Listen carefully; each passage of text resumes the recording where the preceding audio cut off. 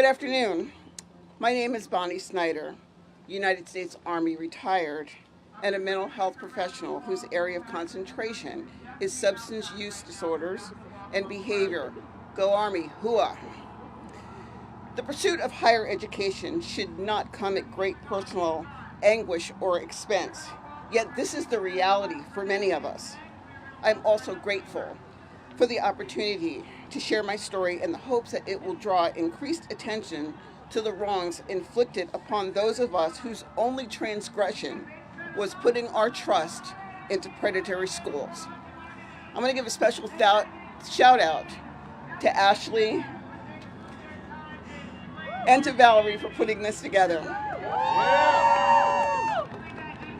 During my senior year of high school, I decided a career in the military would not only allow me to serve my country, but afford me the ability to pay for college. I would be able to complete several degrees before retirement. At the age of 48, after applying and accepted into the PsyD program at Argosy University, Tampa, I would have never believed that my dream of becoming a doctor would turn into a nightmare. I was led to believe that I was fast-tracked into the PsyD program. However, after beginning school, I learned I was being forced to complete a second master's in psychology. I was never told the application for transfer credits should have been done before I started the program, and I would continue to endure having my tuition increase significantly each semester, something that had never happened in previous schools. My disabled veteran status required 504 accommodations. Unfortunately, those accommodations would become a weapon that was used against me.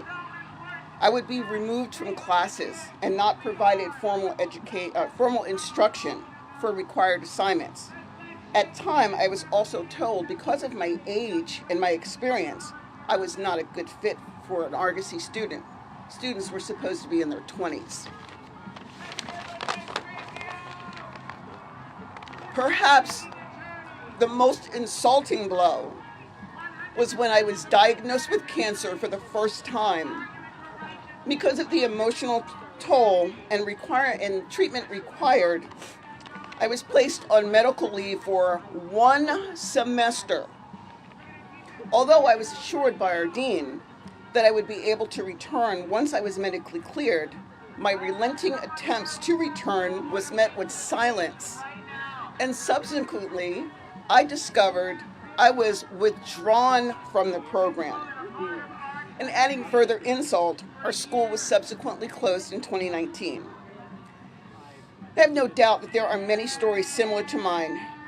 Stories of students who sought to pursue higher education only to be left with no degrees, no jobs, dreams not realized, and mounting student loan debt. Never did I think that I would be here one day pleading for swift action to correct the wrong inflicted on so many students such as myself, victims of predatory practices. And in the case of Argosy, a greedy private school whose only goal appeared to be to promise us with an education we sought and agreed to pay for, and then left us holding the bill. I thank you for your time, for this time. I hope that our shared stories opens your eyes to the fact that the United States needs education reform, starting with student loan debt cancellation today, as well as secondary education, a more affordable secondary cost, and as in some countries, no cost at all. Thank you.